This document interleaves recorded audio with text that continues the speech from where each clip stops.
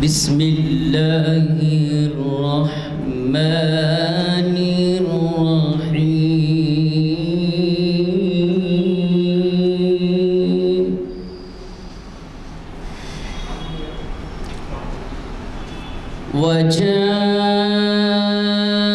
وجاءت سیارۃ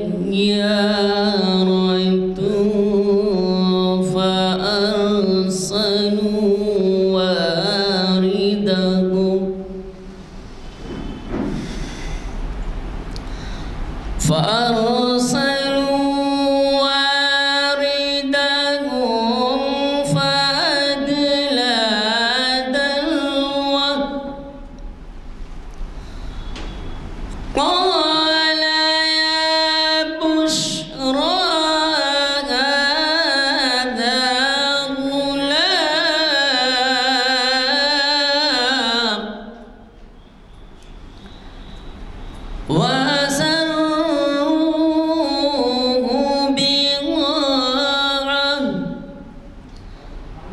والله عليم بما يعملون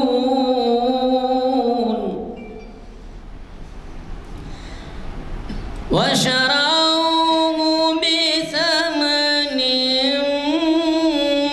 بخس دراهم معدودة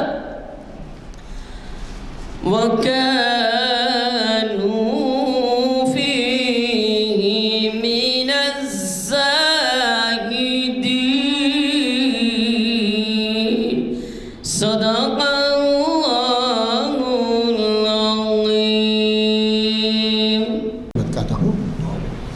اعوذ باللہ من الشیطان الرجیم بسم اللہ الرحمن الرحیم. ایھا الرسل کلوا من طیبات وعملوا صالحا انی بما تعملون علیم. صدق اللہ العظیم. برادران اکرام، جو آیت میں نے تلاوت کی ہے یہ سورہ مومنین کی 51ویں آیت ہے. اس آیت کے اندر اللہ تعالیٰ مخاطب فرماتے ہیں جیسے اللہ تعالیٰ کا قرآن مجید کے اندر یہ وصول رہا ہے کہ وہ کہیں یا ایھا الذین آمنوا کہہ کے مخاطب ہوتے ہیں، کہیں یا ایھا الکافرون کہتے ہیں، کہیں یا ایھا المنافقون کہتے ہیں. اسی طریقے سے اللہ تعالیٰ اس آیت کے اندر اپنے رسولوں سے مخاطب ہو کے فرماتے ہیں کہ دیکھو تم نہایت ہی پاک و صاف غذا استعمال کیا کرو. کلو من طیبات کس کو کہتے ہیں؟ جو حلال چیزیں ہوں، پاک و صاف ہو، اور جو حلال ہوں گی، جو پاک و صاف ہوں گی وہ جو ہے لذت بخش بھی ہوگی. تو اللہ تعالیٰ حکم دیتے ہیں رسولوں کو کہ تم ایسی غذا استعمال کرو، اور فرماتے ہیں کہ وَعَمَلُوا صَالِحًا، نیک اعمال کیا کرو.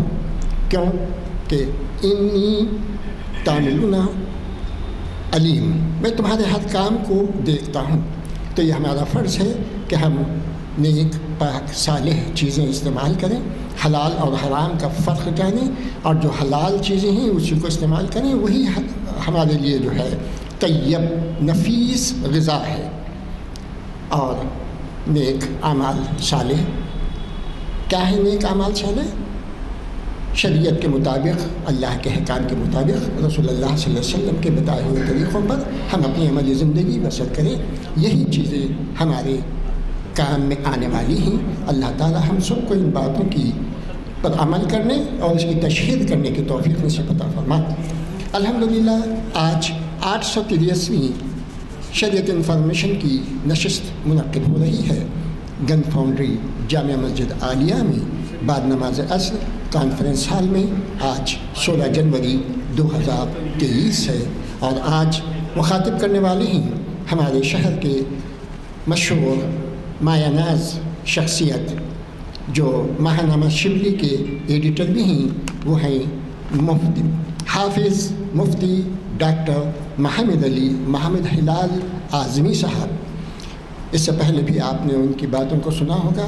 بڑی گہری باتوں کو آسان الفاظ میں ہر ایک کے سمجھ میں آئے جیسا آپ بیان کرتے ہیں، خصوصی طور پر جمعہ کے خطبات میں آپ نے محسوس کیا ہوگا کہ بڑی بڑی پیچیدہ قرآن کی آیتوں اور جو ہے احادیث کو بڑے آسان آج کے دور میں روزمرہ کے حالات کو مد نظر رکھتے ہوئے آپ بیان فرماتے ہیں۔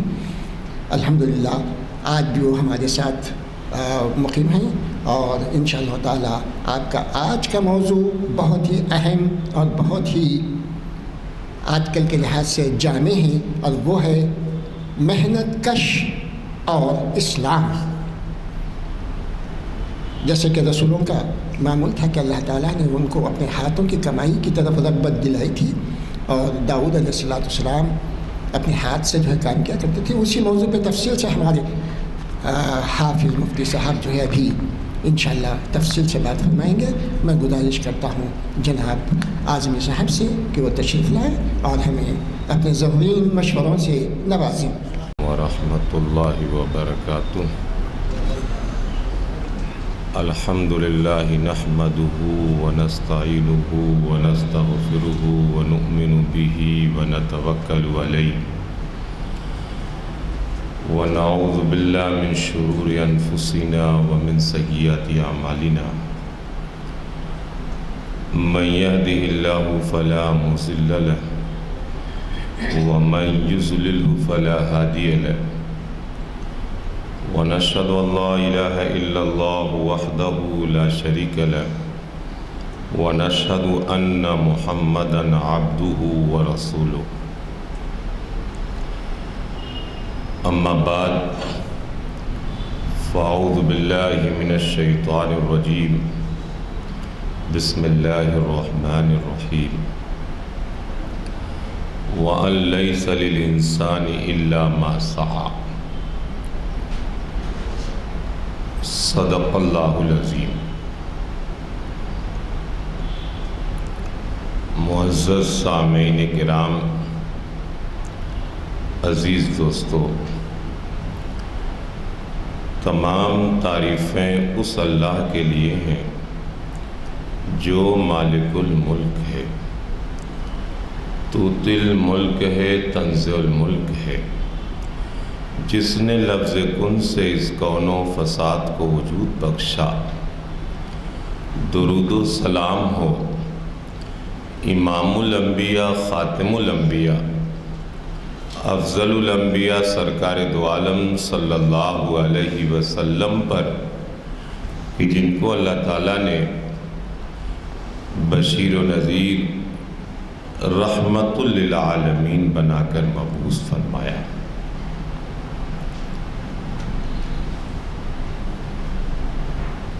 مسجد عالیہ کی کمیٹی، ان کے ارکان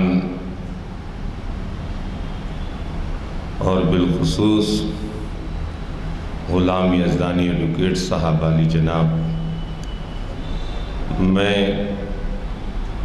شکریہ ادا کرتا ہوں کہ مجھ ناچیز کو یہ لوگ موقع دیتے ہیں، اور موقع کا ملنا یہ بڑی سعادت کی چیز ہے۔ یہ بہت بڑی خدمات ہے جو ریکارڈنگ کے ذریعے یا سوشل میڈیا کے ذریعے پوری دنیا میں جہاں جہاں تک ہو سکے یہ باتیں جو ہیں پہنچتی ہیں۔ اللہ تعالیٰ سے دعا کریں کہ آج بھی کچھ ایسی باتیں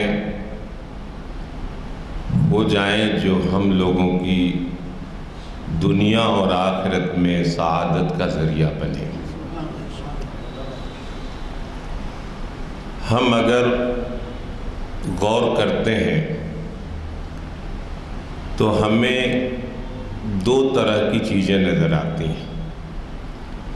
یا تو لوگ افراط میں مبتلا ہیں، یا تو لوگ تفریط میں مبتلا ہیں۔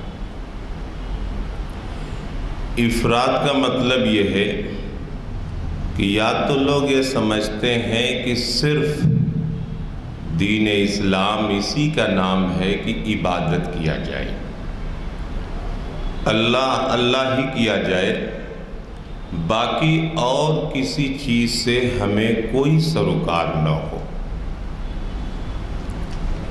اور اگر کوئی آدمی دنیا میں لگا ہوا ہے تو اسے لوگ یہ سمجھتے ہیں، ایسے لوگ، کہ یہ آدمی دین سے دور ہے۔ دوسری طرف وہ طبقہ ہے جو صرف دنیا میں ہی لگا ہوا ہے، اور وہ یہ سمجھتا ہے کہ جو لوگ نماز پڑھتے ہیں، روزہ رکھتے ہیں، زکوٰۃ دیتے ہیں، حج کرتے ہیں، یہ خواہ مخواہ کام کرتے ہیں، ان کو کوئی کرنے کی ضرورت نہیں۔ یہ دو پہلو ہمیں عام طور پر دنیا کے اندر نظر آتے ہیں، لیکن اسلام نے ان دونوں پہلوؤں کو ایک جگہ اکٹھا کیا ہے کہ ہمارے پاس نہ افراط ہے اور نہ ہمارے پاس تفریط ہے۔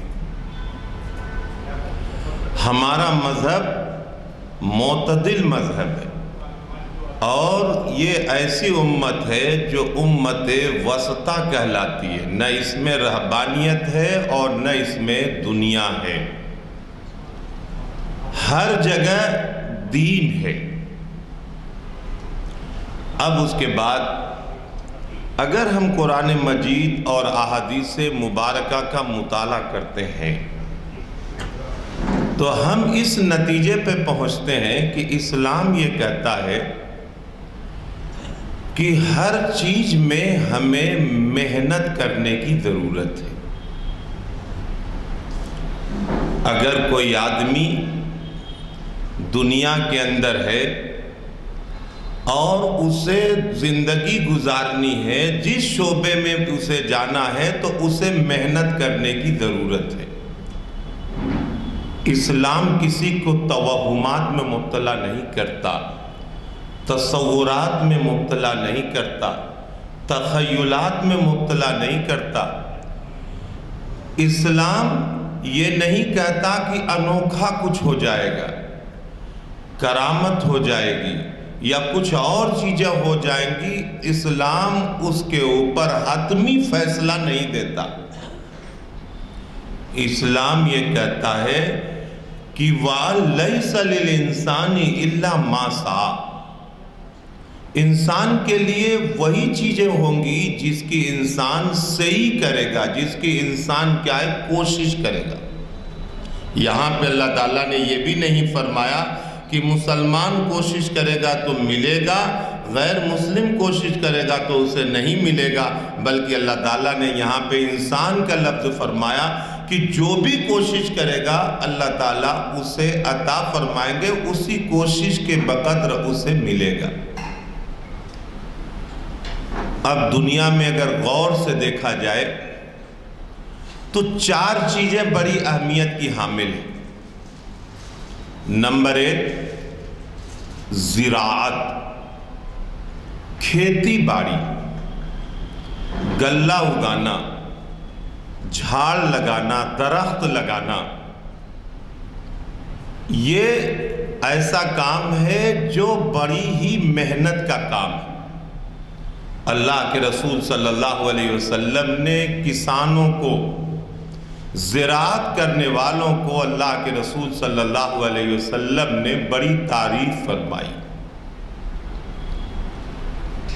آج دنیا کے اندر اگر غور سے دیکھا جائے تو بہت زیادہ کھیتی کرنا آسان ہو چکا ہے، اور کھیتی بھی کرنے کی وجہ سے آدمی آج دنیا میں معاشی طور پر مضبوط ہو رہا ہے۔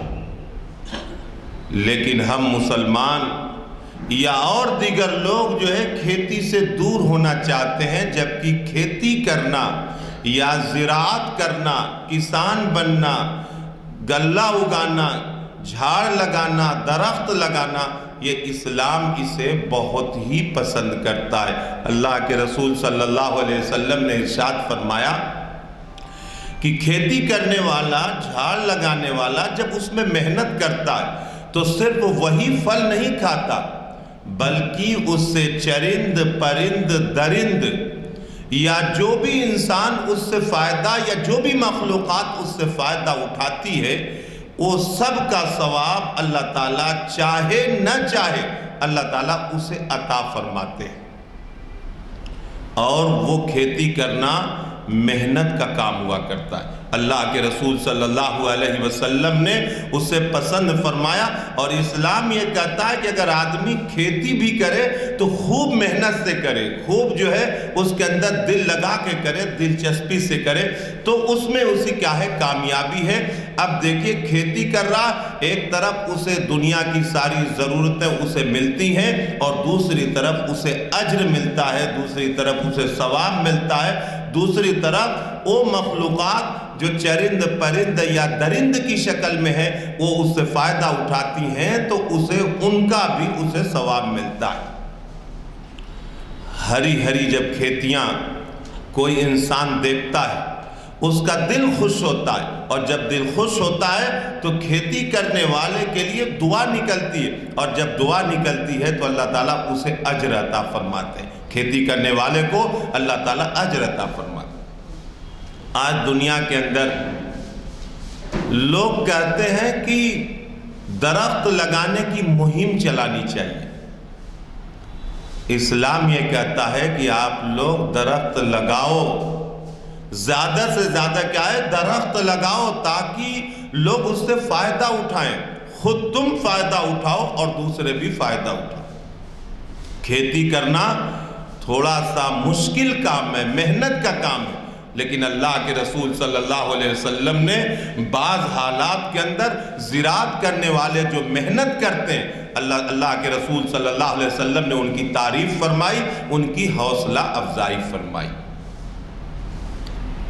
کھیتی کرنے والے کے بعد دوسرا جو نمبر آتا ہے وہ ان لوگوں کا نمبر ہے جو صنعت و حرفت میں یا علوم و فنون میں جانا چاہتے ہیں۔ اللہ تعالیٰ نے دنیا کے اندر جمادات بنائے، حیوانات بنائے، نباتات بنائے، یہ ساری چیزیں اللہ تعالیٰ نے دنیا کے اندر بنائی۔ دنیا کے اندر جمادات، حیوانات، نباتات، اگر ان سے کچھ فائدہ اٹھانا ہے، ان کو لائق اور فائق بنانا ہے تو اس کے لیے علوم و فنون کی ضرورت پڑتی ہے۔ ظاہر سی بات ہے کہ تبدیلیاں ہوں گی، اس کے اندر فنکار آئیں گے، ان کے اندر علم آئے گا، تبھی وہ چیزیں کیا ہوں گی۔ ایک لوہا ہے، لوہے سے کتنی چیزیں بنتی، ایک درخت کے جو لکڑیاں ہیں، لکڑیوں سے کتنی چیزیں بنتی، اور اسی طرح وہ علوم و فنون، چاہے علم طب ہو، چاہے کوئی بھی علم ہو جس کو انسان کیا ہے حاصل کرتا ہے تو وہ کیا ہے ہنر کے اندر داخل ہے۔ جو چاہے صنعت و حرفت ہو اور چاہے علوم ہو، علم کا معاملہ ہو، ہر ایک کے اندر اللہ کے رسول صلی اللہ علیہ وسلم نے یہ بات فرمائی کہ صنعت و حرفت کرنے والے یا علوم و فنون کو حاصل کرنے والے محنت سے کام کریں، اور جو بھی اس میں محنت کرتے ہیں اللہ تعالیٰ انہیں اجر عطا فرماتا ہے۔ بعض روایتوں سے پتہ چلتا ہے کہ جس طرح نماز میں آنے والا قدم ہر قدم پہ نیکی لکھی جاتی ہے، اسی طرح جب آدمی کوئی کام سیکھتا ہے یا جب کوئی آدمی کام کسی کو سکھاتا ہے، جب کوئی آدمی کسی کام کو انجام دیتا ہے، کوئی چیز ایجاد کرتا ہے، کوئی چیز بناتا ہے، دنیا کو کچھ دیتا ہے، تو جتنا وقت اس میں لگتا ہے یا جتنی محنت اسے لگتی ہے، چاہے وہ موٹر سائیکل سے سفر کرتا ہو، چاہے وہ کار سے سفر کرتا ہو، چاہے وہ پیدل سفر کرتا ہو، جتنا بھی وقت لگتا ہو، جیسا بھی وقت لگتا ہو، اس میں اللہ تعالیٰ ہر لمحے میں اللہ تعالیٰ اسے اجر عطا فرماتے ہیں، ہر لمحے میں اللہ تعالیٰ اسے کیا ہے نیکیاں عطا فرماتے ہیں۔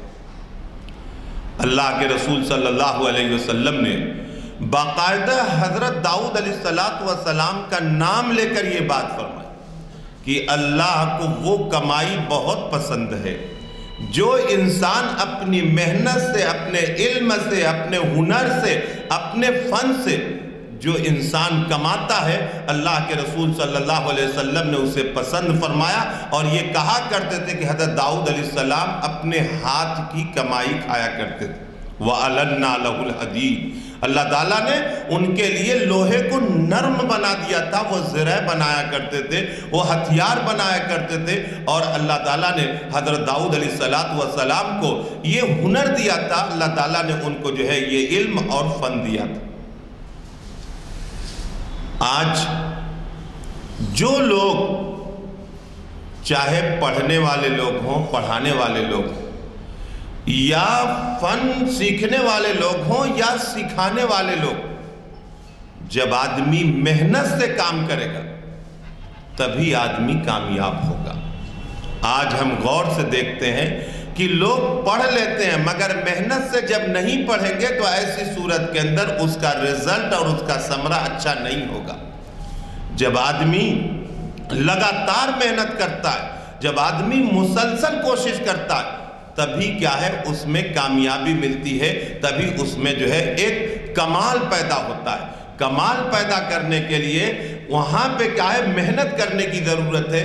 جس فن میں بھی آدمی اگر مہارت حاصل کر لیتا ہے تو اسلام اسے پسند کرتا ہے، اور اسلام یہ کہتا ہے کہ اس کے اندر آدمی کیا ہے خوب محنت سے کوشش کرے۔ آج ہم دیکھتے ہیں کہ ہم اس طرح کے معاملے جو ہے نہیں نظر آتے ہیں معاشرے کے اندر، سماج کے اندر۔ لوگ محنت کرنا نہیں چاہتے، لوگ آدھے راستے سے یا شارٹ کٹ سے نکلنے کی کوشش کرتے ہیں، اور وہ چیز کیا ہوتی ہے معاشرے کو بھی نقصان پہنچاتی ہے اور سماج کو بھی نقصان پہنچاتی ہے، اسے بھی نقصان پہنچاتی ہے۔ جتنے بھی علوم و فنون ہیں، اگر آدمی محنت سے حاصل کرے گا تبھی منزل کو پائے گا۔ اب دنیا کی تاریخ اٹھا کر دیکھ لیجئے، یا اس زمانے کے کامیاب لوگوں کو بھی دیکھ لیجئے، تو ان کی تہ میں اگر پہنچیں گے تو ہم اس نتیجے پہ پہنچیں گے کہ انہوں نے انتھک محنت کی، وہ کبھی تھکے نہیں، اور جب بھی تھکے تو انہیں ان کی منزل کی طرف، ان کے مقصد کی طرف ان کی نگاہیں تھی، ان کی حد تھی، اس وجہ سے وہ کامیاب ہیں۔ انہوں نے صحیح منصوبہ بندی کی، انہوں نے وقت کو متعین کیا، انہوں نے افراد کا انتخاب کیا، انہوں نے جگہ کا انتخاب کیا، اور اس کے بعد وہ آگے بڑھنے کی کوشش کرتے رہے، اس وجہ سے وہ کامیاب ہو گئے۔ نہ جانے کیسا رشتہ ہے رہ گزر سے قدموں کا، تھک کے بیٹھ جاؤں تو راستہ بلاتا ہے۔ مسلسل کاوشوں سے ہی سنور جاتی ہیں تقدیریں، جو تھک کر بیٹھ جاتے ہیں وہ منزل پا نہیں سکتے۔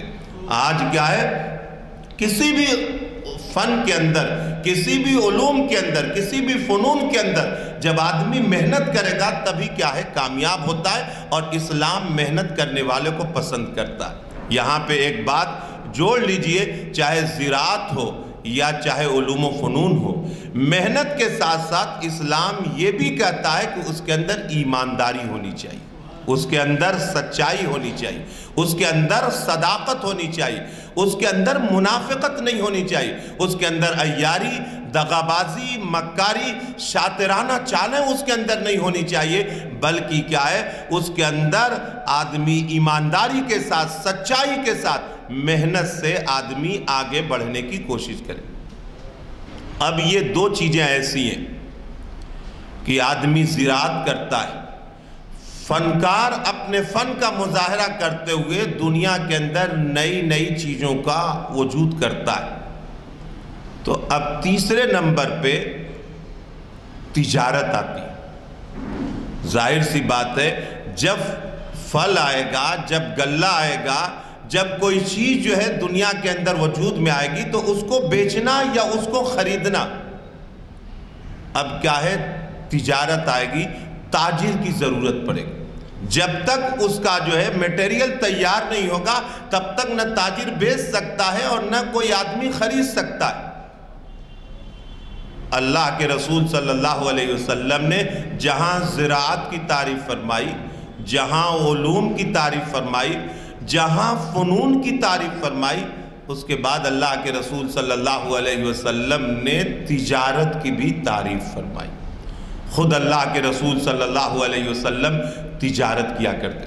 حضرت خدیجہ الکبریٰ رضی اللہ تعالیٰ عنہ کے مال کو لے کر جب اللہ کے رسول صلی اللہ علیہ وسلم بازار میں پہنچے اور غلام میسرہ نے جب اس کیفیت کو دیکھا، اللہ کے رسول صلی اللہ علیہ وسلم کے طریقے کو دیکھا، اللہ کے رسول صلی اللہ علیہ وسلم کی محنت کو دیکھا تو دنگ رہ گیا کہ دیکھو اللہ کے رسول صلی اللہ علیہ وسلم کتنی خوش اسلوبی کے ساتھ اور کتنی محنت کے ساتھ کیا ہے تجارت کرتے ہیں. آج ہم دیکھ رہے کہ تجارت بہت ہی اچھا ذریعہ ہے، بہت ہی اچھا پیشہ ہے، چاہے تجارت چھوٹی ہو چاہے بڑی. ہم تاریخ کا مطالعہ کرتے ہیں، بہت سارے علماء کرام، بہت سارے بزرگان دین، بڑے بڑے جو فقہاء اور فقیہ تھے وہ سب کے سب کیا ہے تاجر تھے. امام کرکی رحمت اللہ علیہ، امام ابو حنیفہ رحمت اللہ علیہ، ان کا جو ہے شمار ہوتا ہے تاجروں کے اندر. عبد الرحمن ابن عوف رضی اللہ تعالیٰ عنہ کا شمار ہوتا ہے تاجروں کے اندر. اللہ کے رسول صلی اللہ علیہ وسلم نے تجارت کو بہت پسند فرمایا، اور وہ تجارت جس میں آدمی کیا ہے محنت کرتا ہو، مشقت اٹھاتا ہو، ایک جگہ سے مال خریدتا ہو، دوسری جگہ مال بیچتا ہو، اس کے اندر محنت کرتا ہو، اور محنت پر اٹھنے والا ہر قدم اسلام اسے کیا ہے پسند کرتا ہے. آج جو لوگ بھی اصول کے ساتھ، ضوابط کے ساتھ، جو لوگ محنت کے ساتھ، خوب دل جمعی کے ساتھ جو لوگ بھی تجارت کرتے ہیں وہ کامیاب ہیں، اور جو لوگ نہیں محنت کرتے اور آگے بڑھنے کی صرف آرزویں رکھتے ہیں، صرف تمنائیں رکھتے ہیں اور سوچتے ہیں کہ ہم آگے بڑھ جائیں، تو ایسا کیسے ہو سکتا ہے. آدمی جو ہے، اللہ کے رسول صلی اللہ علیہ وسلم نے کسی بھی پیشے کو برا نہیں کہا، چاہے آدمی درزی کا پیشہ اختیار کرے، چاہے آدمی موچی کا پیشہ اختیار کرے، چاہے آدمی حجام کا پیشہ اختیار کرے، چاہے آدمی کپڑے کا پیشہ اختیار کرے، کوئی بھی پیشہ ہو، کوئی بھی ذریعہ ہو، اسلام نے یہ کہا کہ اسے محنت سے کیا جائے. یہ نہیں کہا اسلام نے کہ یہ جو ہے خراب پیشہ ہے، اس میں ذلت اور اس میں حقارت. اسلام نے ہر پیشے کو، ہر چیز کو، جو بھی سماج کے لیے ضروری چیزیں، جو بھی سماج کے لیے فائدہ مند چیزیں، چاہے اس کا تعلق فنون سے آتا ہو، چاہے اس کا تعلق زراعت سے آتا ہو، چاہے اس کا تعلق جو ہے تجارت سے آتا ہو، اسلام اسے پسند کرتا ہے. اور اسلام یہ کہتا ہے کہ آدمی کیا ہے محنت سے کرے، مشقت سے کرے. آج دنیا کا جو ماحول ہے، یقیناً اسلام اللہ کی طرف رجوع ہونے کی دعوت دیتا ہے، لیکن دنیا کے اندر نظام عدل قائم کرنے کے لیے، دنیا میں انسان کو اپنی زندگی گزارنے کے لیے، دنیا میں انسان کو سماج میں مضبوط رکھنے کے لیے دولت کا ہونا، پیسے کا ہونا یہ بہت ضروری ہے. اگر نہیں رہے گا تو ایسی صورت کے اندر اس کا احترام اور اس کی عزت اور اس کی رفعت کے اوپر حرف پڑ جائے گا. ہمیں جو ہے یہ چاہیے، اللہ کے رسول صلی اللہ علیہ وسلم نے تجارت کر کر یہ بتا دیا، اور صحابہ کرام رضوان اللہ تعالیٰ علیہ مجمعین نے تجارت کر کے بتایا، اور اس کے بعد اللہ کے رسول صلی اللہ علیہ وسلم کے نقش قدم پہ چلتے ہوئے تبع تابعین، محدثین، علماء، فقہاء، بزرگان دین، حتیٰ کہ صوفیوں کے اندر بھی کچھ نام ایسے ملتے ہیں کہ جنہوں نے کیا ہے تجارت کی، اور یہ فرمایا کہ دیکھو اللہ کے رسول صلی اللہ علیہ وسلم نے اسے پسند فرمایا.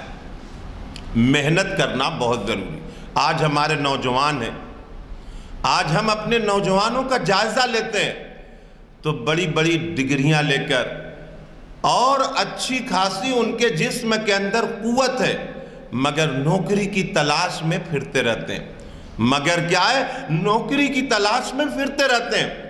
ان کو احساس نہیں ہوتا کہ اگر ہم چھوٹا سا بھی کاروبار کر لیں، چھوٹی سی تجارت کر لیں، تو ہم آج کاروبار چھوٹا ہے، کل کو بڑا ہو سکتا ہے.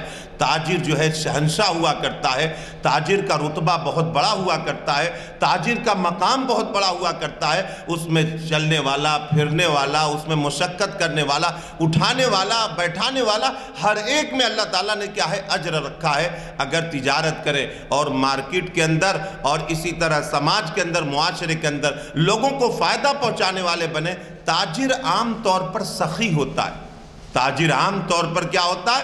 سخی ہوتا ہے، اس کے اندر بخالت نہیں ہوتی، اس کے اندر کسی بھی طریقے سے یہ نہیں ہوتا کہ اس کا دل چھوٹا ہوتا ہے، بلکہ تاجر کا دل بڑا ہوتا ہے۔ وہ خرچ کرنے سے، وہ کہیں پہ رزق لینے سے، کہیں سے اقدام کرنے سے وہ گھبراتا نہیں ہے، اور وہ ہمیشہ حرکت میں رہنے کی کوشش کرتا ہے۔ اس وجہ سے اگر ہمارے نوجوان یا ہمارے سماج کے اندر جو لوگ بھی جو ہے تجارت کرے، محنت سے کرے، اسلام اسے پسند کرتا ہے، تجارت میں بڑی برکت ہے، اور اللہ کے رسول صلی اللہ علیہ وسلم نے فضیلت بھی بیان فرمائی۔ یہ فرمایا اللہ کے رسول صلی اللہ علیہ وسلم نے کہ کل قیامت کے دن تاجروں کا حشر جو ہے نبیوں کے ساتھ ہوگا، صدیقین کے ساتھ ہوگا، شہداء کے ساتھ ہوگا، صالحین کے ساتھ ہوگا، لیکن اس میں ایک شرط ہے کہ سچا تاجر ہو۔ اس میں کیا ہے؟ ایک شرط یہ ہے کہ سچا تاجر ہو۔ جھوٹی قسمیں کھا کر یا جھوٹی باتیں بتا کر، غلط طریقے سے پیش کر کے ایسا اگر وہ کرے گا تو ایسی صورت کے اندر بجائے فائدہ ہونے کے اسے کیا ہے؟ نقصان ہوگا۔ اس وجہ سے سچا تاجر کیا ہے؟ ہونا بہت ضروری ہے۔ اللہ کے رسول صلی اللہ علیہ وسلم نے سچے تاجر کی کیا ہے؟ فضیلت بیان فرمائی۔ لہٰذا جو ہے سچی تجارت کرنی چاہیے، ایمانداری کے ساتھ تجارت کرنی چاہیے، اور تجارت کے اندر محنت کرنی چاہیے۔ اسلام نے کیا ہے؟ اسے پسند فرمایا۔ اسی وجہ سے کہا جاتا ہے کہ آدمی اپنی آل اولاد اور اپنی بیوی بچوں کی کفالت کے لیے اگر محنت کرتا ہے، مشقت اٹھاتا ہے، تو اللہ تعالیٰ اسے اجر عطا فرماتے ہیں، اللہ تعالیٰ اسے بدلہ دیتے ہیں۔ نفل نماز پڑھنے سے زیادہ اللہ تعالیٰ اسے ثواب عطا فرماتے ہیں۔ اگر کوئی آدمی تجارت کے لیے محنت کرتا ہے یا کسی بھی کام کے لیے محنت کرتا ہے تو تہجد پڑھنے سے زیادہ اور اسی طرح نفل نماز پڑھنے سے زیادہ بھی اللہ تعالیٰ اسے جو ہے ثواب عطا فرماتے ہیں۔ یہ تین قسمیں ہوئی۔ اگر کوئی آدمی زراعت نہیں کر سکتا، اگر کوئی آدمی علوم و فنون کو حاصل نہیں کر سکتا، اور اگر کوئی آدمی تجارت نہیں کر سکتا، تو چوتھا نمبر ہے کہ آدمی ملازمت کرے۔ چوتھے نمبر پہ کیا ہے؟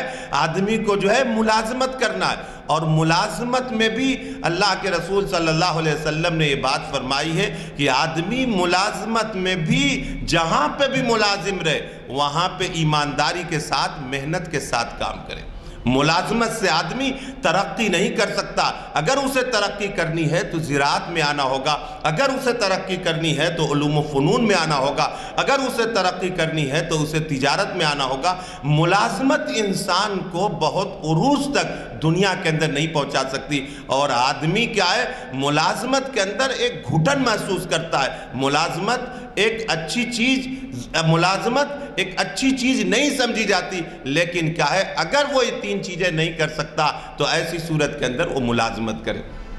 یہ چاروں مرحلے ایسے ہیں کہ ان چاروں مرحلوں کے اندر اللہ کے رسول صلی اللہ علیہ وسلم نے محنت کرنے والوں کو پسند فرمایا، اور یہ فرمایا کہ اس کے اندر ایمانداری اور سچائی کے ساتھ جو ہے کام کرنا ہے۔ جہاں پہ بھی اگر دھوکہ اور جہاں پہ بھی مکر و فریب، یا جہاں پہ بھی غلط بیانی اور جہاں پہ بھی جھوٹی قسمیں اور جہاں پہ بھی وعدہ خلافی آ گئی، تو ایسی صورت کے اندر وہاں پہ وہ نقصان اٹھائے گا۔ اور اگر اسے سچائی کے ساتھ، ایمانداری کے ساتھ، محنت کے ساتھ اگر وہ کام کرتا ہے تو اللہ تعالیٰ اسے دنیا کے اندر بھی سرخرو عطا فرمائیں گے، اور آخرت کے اندر بھی اللہ تعالیٰ اسے سرخروئی عطا فرمائیں گے۔ آج ہمیں سماج کے اندر، معاشرے کے اندر بچوں کو، نوجوانوں کو، بڑوں کو، ہر ایک کو بتانے کی ضرورت ہے کہ اللہ کے رسول صلی اللہ علیہ وسلم نے محنت کرنے والوں کو پسند فرمایا۔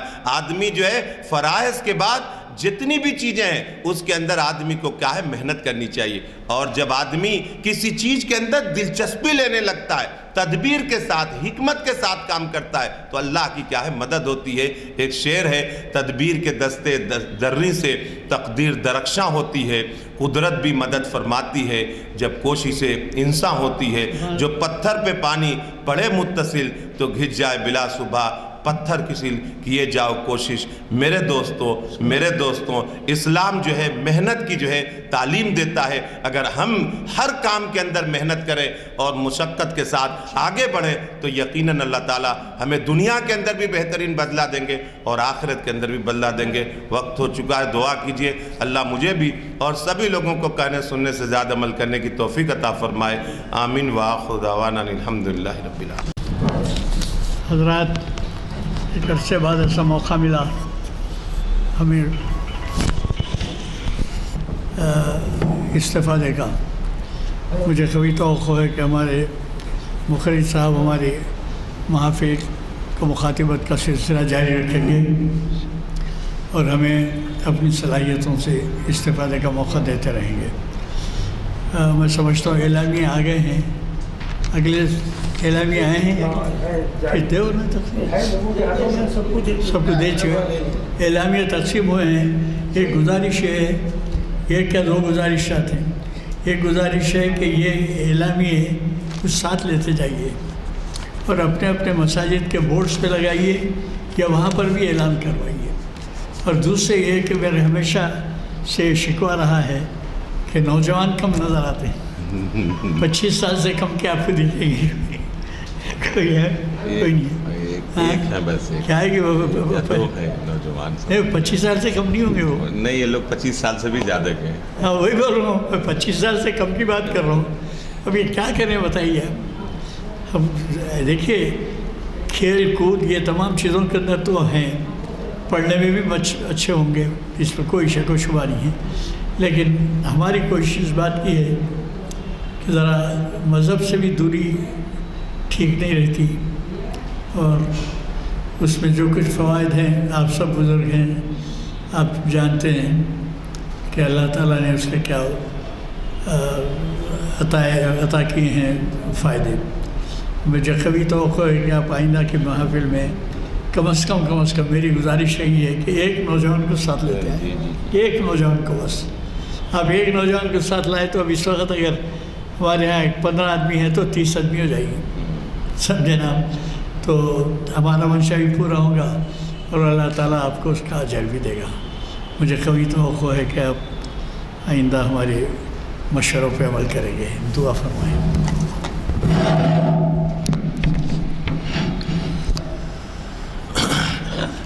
اللہم صلی علی سیدنا و شفینا و مولانا محمد مبارک وسلم۔ ربنا آتنا فی الدنیا حسنة وفی الآخرة حسنة وقنا عذاب النار۔ ربنا ظلمنا انفسنا وإن لم تغفر لنا وترحمنا لنكونن من الخاسرین۔ آمین۔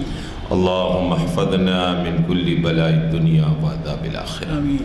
اللہم نعوذ بکلمات اللہ التامات من شر ما خلق۔ اللہم نسألک علما نافعا ورزقا طیبا وعملا مقبولا۔ اللہ ہماری گناہوں کو معاف فرما، اللہ ہمیں گناہ سے بچنے کی توفیق عطا فرما، اللہ ہمیں ہدایت عطا فرما، اللہ دینی شعور عطا فرما، دینی جذبہ عطا فرما، اللہ اسلام کا بول بالا فرما۔ آمین۔ اللہ قرآن پڑھنے، سمجھنے، تلاوت کرنے، عمل کرنے کی توفیق عطا فرما۔ اللہ جو بیمار ہیں اللہ ان کو شفا عطا فرما، اللہ جو قرضدار ہیں اللہ انہیں کیسے خلاصی عطا فرما، اللہ جو بے روزگار ہیں اللہ ان کو روزگار عطا فرما، اللہ جان مال عزت و آبرو کی حفاظت فرما، کاروبار میں ترقی عطا فرما، حلال کمانے حلال کھانے کی توفیق عطا فرما، اللہ ہمارے مرحومین کی مغفرت فرما، اللہ ان کو جنت الفردوس عطا فرما، اللہ ہم میں سے جن کے والدین اس دنیا سے جا چکے اللہ ان کی قبر کو نور سے منور فرما۔ اے اللہ بالخصوص علی جناب میر برکت علی خان مکرم جاں بہادر جو 8ویں نظام تھے، اسی شہر سے اے اللہ ان کا تعلق تھا، اے اللہ ان کی مغفرت فرما، اے اللہ ان کو جنت الفردوس عطا فرما، اللہ ان کے سیئات کو حسنات سے مبدل فرما، اے اللہ رحم و کرم کا معاملہ فرما، اے اللہ عافیت کا معاملہ فرما، اے اللہ خیر کا معاملہ فرما، اے اللہ جو بچے اور بچیاں غیر شادی شدہ ہیں اے اللہ ان کو مناسب جوڑا عطا فرما، اے اللہ جو شادی شدہ ہیں اللہ ان میں الفت و محبت عطا فرما، اے اللہ جو بے اولاد ہیں اللہ ان کو اولاد عطا فرما، اے اللہ کہنے سننے سے زیادہ عمل کرنے کی توفیق عطا فرما۔ اے اللہ مسجد عالیہ کے جو بھی رکن ہیں اللہ سب کو صحت و تندرستی کے ساتھ اے اللہ تادیر سلامت رکھ۔ اے اللہ رحم و کرم کا معاملہ فرما۔ اے اللہ جو بے قصور جیلوں میں بند ہیں اللہ انہیں رہائی نصیب فرما۔ اے اللہ ان محافل کو قبول فرما۔ اے اللہ رحم و کرم کا معاملہ فرما۔ اے اللہ جتنے بھی حاضرین ہیں اللہ ان کے گھروں میں، ان کی زندگیوں میں، ان کی نسلوں میں، ان کی کمائیوں میں اللہ برکت عطا فرما۔ مخلوق کے شر سے، آفتوں سے، بلاؤں سے، بیماریوں سے، حادثوں سے، دشمنوں کے شر سے، کینہ اور بغض سے نظر بس اللہ ہماری حفاظت فرما۔ اے اللہ حضور اکرم صلی اللہ علیہ وسلم نے جو خیر کی دعا مانگی اللہ ان سب کو عطا فرما۔ جس شر سے پناہ مانگے اللہ اس شر سے حفاظت فرما۔